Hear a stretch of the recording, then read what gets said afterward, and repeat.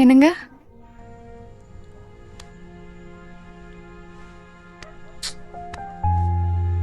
Marriage ஆனப்பலேருந்து உங்களை நான் இப்படி பார்த்ததே இல்லை.